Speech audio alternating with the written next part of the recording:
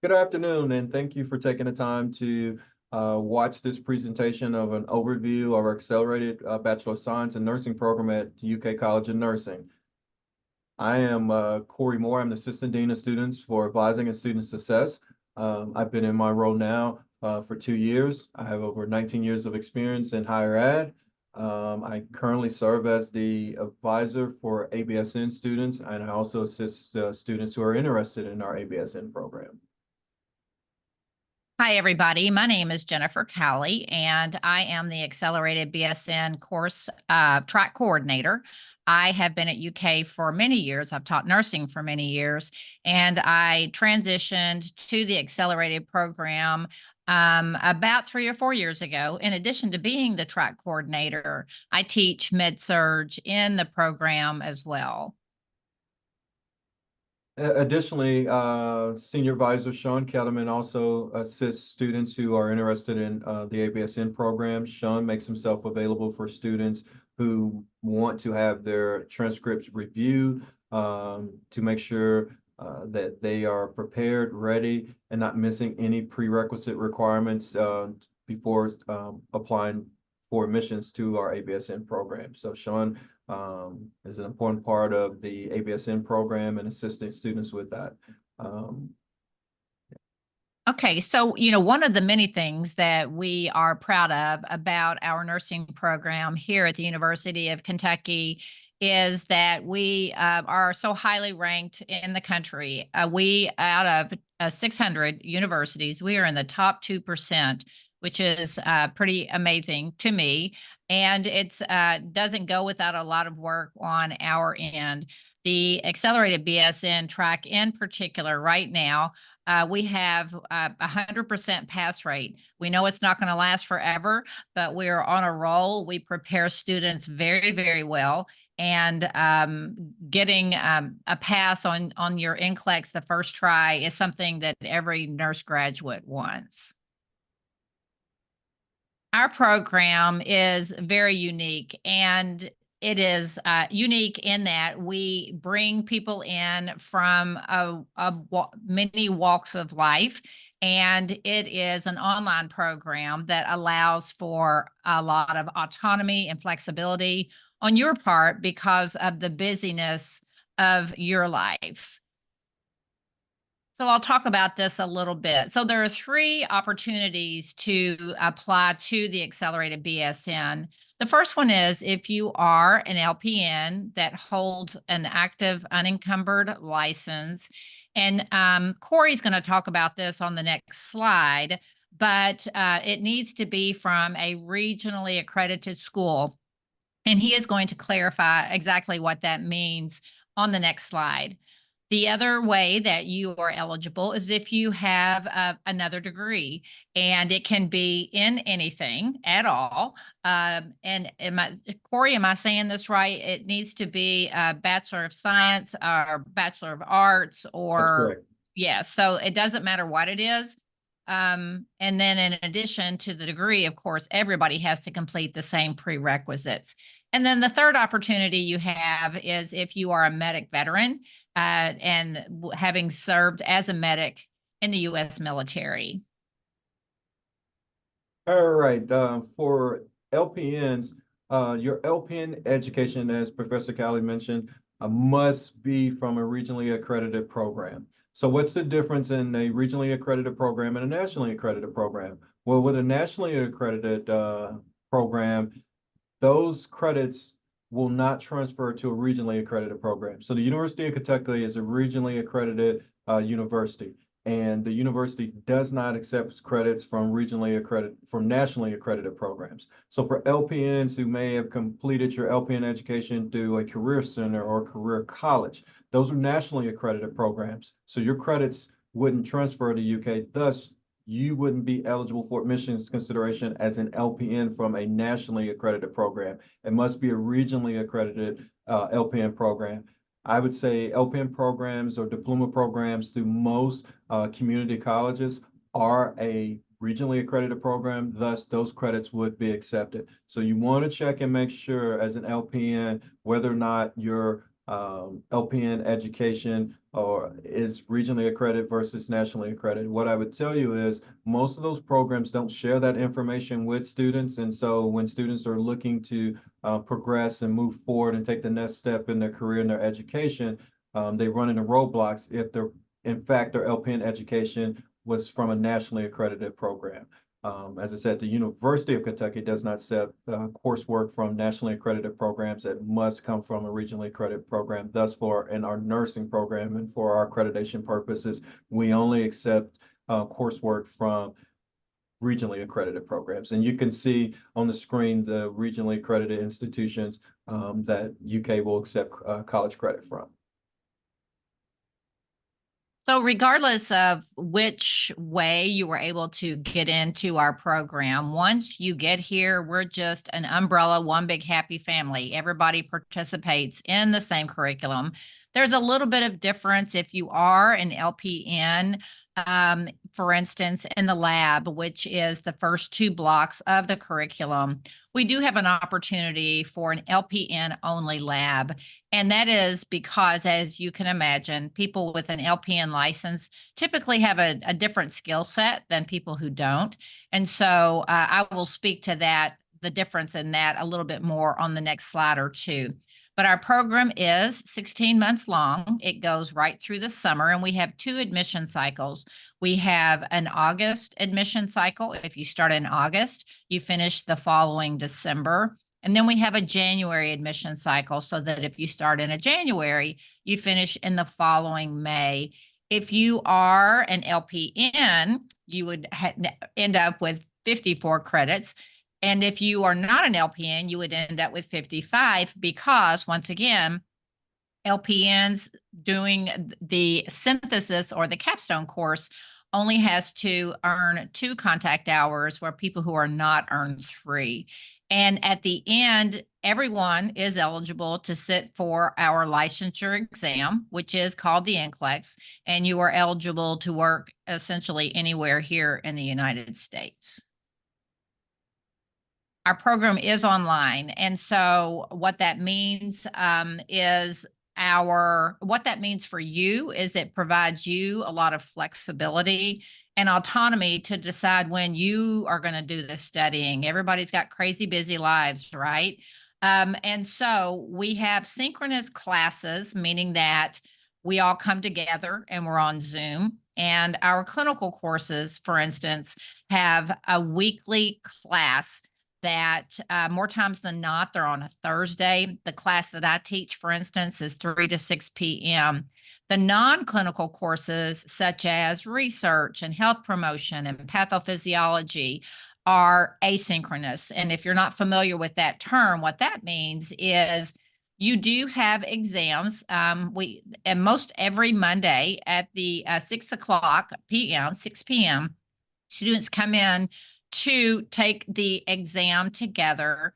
But otherwise, in an asynchronous course, you have deadlines, paper submissions, etc., quizzes, and the professor will have office hours, but you complete the asynchronous content whenever you want, which is really nice. Having said that, we are an online program. Of course, you cannot have an online program without bringing people into brick and mortar building to teach them how to do the skills and how to take care of patients. So you do have to come in to the lab once a week for the first two blocks. A block is 8 weeks. So the first semester, you do have to come in once a week. You can see that we have a Lexington campus, whereas the vast majority of students are.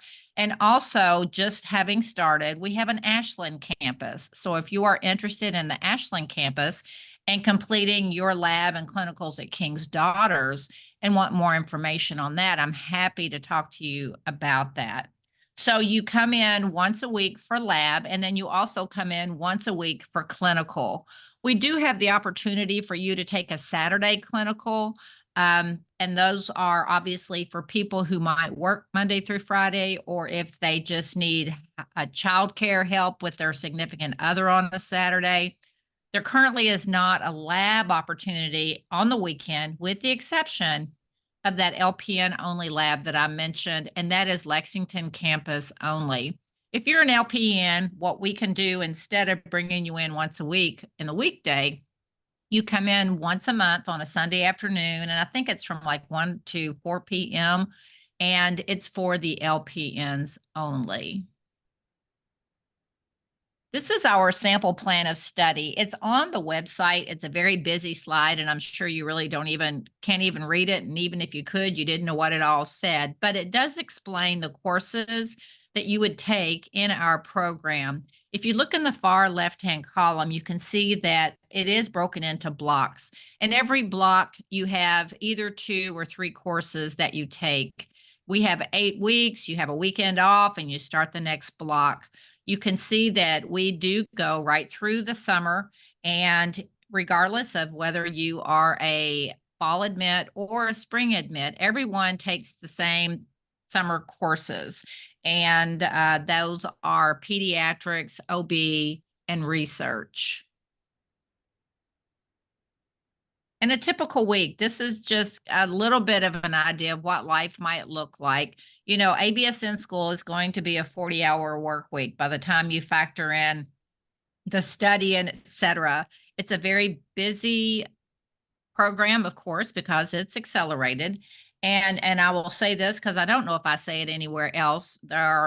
We do have students in our program that work full time and even have families.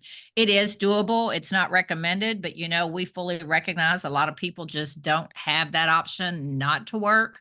If you have concerns about that, or you want to know more about what life looks like with that, let me know. And we can talk about that. But a typical week is going to include, it might be an exam review, and then the next day you might have clinical, and that says Lexington Hospital. It could also be Ashland. You might have a clinical from 7 to 3. And notice that you are going to come into the College of Nursing, or if you're in Ashland, you would go to King's Daughters at 6 o'clock to take a test.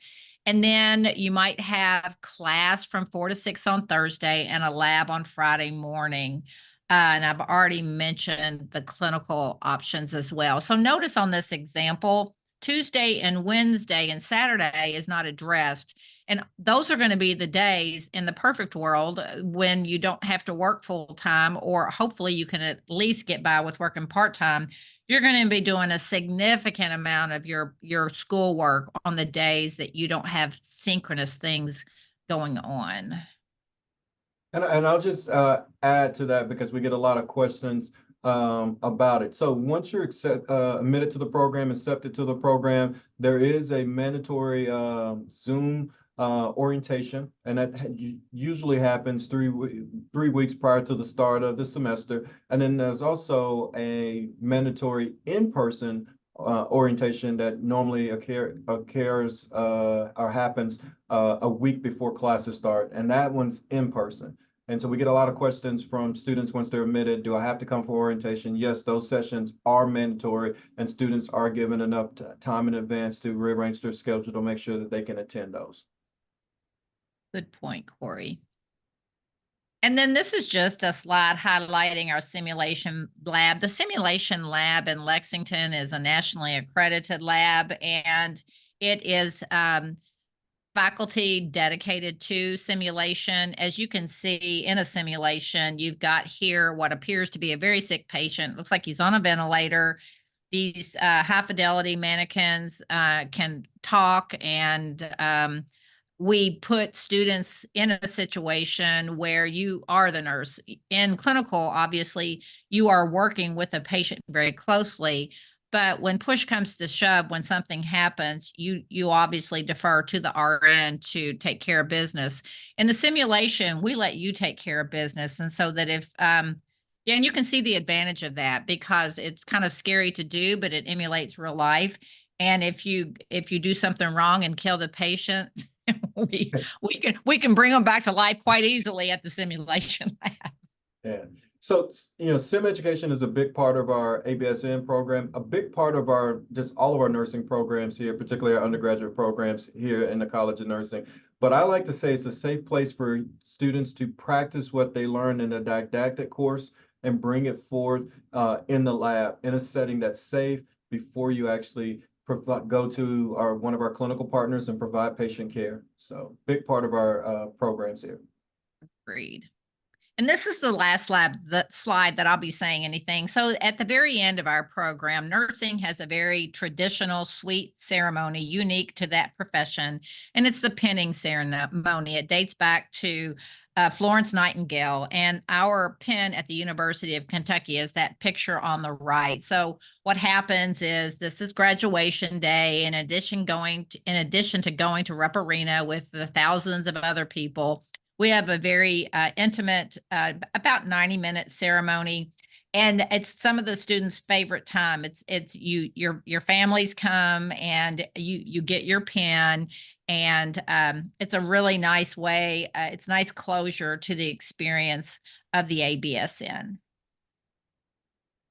All right, I'm going to talk about our admissions requirement for the ABSN program. So the minimum cum GPA to be considered for admissions consideration is a 2.5, and that's on a 4.0 scale. The science GPA is also a 2.5, minimum 2.5 on a 4.0 scale. So one thing to note, before students are eligible to apply, you must have completed the following science prerequisites. They can't be in progress. They must be completed before you're eligible to apply and be considered for admissions consideration. That's a human anatomy, human physiology, a general bio course, and some type of general chemistry course that may be equivalent to our Chem 103 at UK. Sometimes students will need 2 semesters to complete that chemistry requirement. As I said, if you're interested in having your transcript reviewed to make sure that you meet those requirements before applying, you can reach out to me, you can reach out to Sean Ketterman, but you must have those science prerequisites completed before you're eligible to apply. Also, you'll need to have at least general psych or developmental psych, and then also your comp and composition requirements completed to be fully considered. With students who have a previous bachelor's degree, your UK core requirements are considered fulfilled, but these courses you must have completed before you're eligible to apply to the program. I'll pause and say this. Since this is an online program, international students who attend UK through an F1 or J1 visa are not eligible for the ABSN program due to its online format. Those students are eligible for a traditional program, but just unfortunately because of our ABSN program, as I said, being an online program, international students with the F1 J1 visa are not eligible for admissions consideration to this program. Other admissions requirements, and these courses must be completed before starting the program. If you have these courses completed before when you apply, that's great, but they have to be done before you're allowed to start the program. And that's a general microbiology course or equivalent to Bio 208 at UK, a nutrition course equivalent to 212 at UK. For those that may be transferring from a community college, particularly within the state of Kentucky, if you've got the equivalent of DHN 101, that's acceptable as well. And then statistics, you must have a statistics course at the 200 level to satisfy that requirement. And it could be the equivalent of Stats 210, Stats 296, or BST 230 at UK. These courses must be completed with a minimum grade of a C. Anything less than that, we will not accept it as the requirement being satisfied. Also, here's something to note as well. As of June 2022, we now accept the best grades. So if you've repeated multiple science prerequisite courses, we look at the best, we'll accept the best grade to calculate in your science GPA. And as I mentioned on the previous slide, this program is not available for students, international students attending UK on an F1 or J1 visa. I'll talk a little bit about additional requirements, which depends on the applicant's background. The first one I will talk about LPN to BSN. So as I mentioned previously in the presentation, LPNs must have their LPN education through a regionally accredited institution and have a current active license to practice. Must have completed all the UK core requirement. What do I mean by that? So most LPNs will generally have may possibly an associate's degree. If you have an associate's of science degree or an associate's of arts degree from a community college, those degrees will satisfy all of the UK core requirement. If you have an associate's of applied sciences, you, particularly through community college in the state of Kentucky, likely you haven't satisfied all of the UK core requirements unless you've taken some additional coursework at another four-year institution. But all of the UK core requirements must be completed before applying to the program. For MedVex applicants, again, you have to have all of the UK core requirements completed before applying. We'll do a review of your JST, any CLEP for academic transfer. You can also work with the Veterans Resource Center and the Transfer Equivalency Office to make sure all of your previous coursework, no matter where it's from, is evaluated properly and added to your academic record at UK.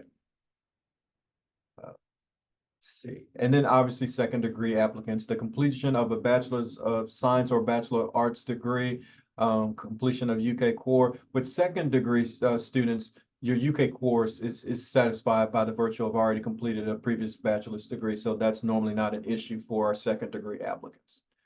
As I mentioned also too, interested or prospective ABSN students, if you have any questions about the program or want to have your transcript reviewed, ABSN advisor, senior advisor Sean Ketterman, his email is on the screen. You can email Sean with an unofficial copy of your transcript and just request that your transcript be evaluated. Sean will evaluate your transcript and communicate back to you if you're set to apply, or if you're missing any prerequisites or courses that still need to be satisfied or completed before you're eligible to apply. You can also work with the Transfer Admissions Office. Most students find it more useful just to reach directly out to Sean Ketterman to do an initial evaluation of your unofficial transcript. Like I said, if you email him, just be prepared to send him an attachment, whether it be PDF, form, or copy of your unofficial transcript for review. Important dates. So as Professor Callie mentioned, we have a fall admission cycle and a spring admission cycle. For the fall admission cycle, the application opens on October the 15th and it closes on March 1st. So you must have a completed application submitted before the March 1st deadline to be fully considered for admissions consideration, to have your application reviewed. For the spring admission cycle, which we're currently in right now, that application opened June the 1st, and the deadline to submit a completed application is August the 15th. So those are very, very important dates to remember in terms of when the application opens for each admission cycle, and also the deadline to submit an application. So a couple things to note. After you apply, you'll receive an initial email that you're eligible for admissions consideration if you are deemed someone that meets the criteria and eligible. The next step, you'll get an email with an invite for an interview. And that interview is conducted via an online platform. We use Care Talent for that. Students generally have about a week to submit payment for that interview, and then also to complete the interview. Applicants that are not selected for interview will be notified. And then if you have some questions or concern about your application status, you can always reach out to me. Final decisions regarding admissions to the program are sent via email. So you'll receive email notification if you are accepted or offered admissions to the program. Cost of attendance, and we always get this questions about this. So the cost of attendance for our ABSN program, currently it's $600. It's just standard because we're an online program, so it's $611 per credit hour. There's also nursing fees each semester, which is about $614. And then for a product that we use for textbooks, NCLEX prep, and other material in the class, it runs about $3,700 throughout the duration of the program, and that cost is spread out and billed to students over 4 semesters. Out-of-pocket costs and expenses generally for scrubs and supplies may vary, just depend on where you choose to purchase those required supplies at. General questions we ask: what's the total cost of the program? Right now, I give students a rough estimates. It's about $37,290. That's just a rough estimates, give or take. We do have scholarship and opportunities, and obviously with students continuing or furthering their education, this being a second degree, I highly have encouraged students to seek out scholarship opportunities to help fund their education. One way to do that, we have scholarships through the college and then also through the university. And most of those are college scholarships. The deadline to submit an application is March the 1st. We generally tend to extend those deadlines, so they may go into April, and sometimes we may even extend it into May. We always notify students of that. There's transfer scholarships for non-traditional students that are offered through UK Financial Aid. External scholarships, I really encourage students to seek out external scholarship opportunities. The university uses Scholarship Universe, where you can search for different scholarship opportunities, not just in the College of Nursing, but out throughout the entire university that you may be surprised that you're eligible for.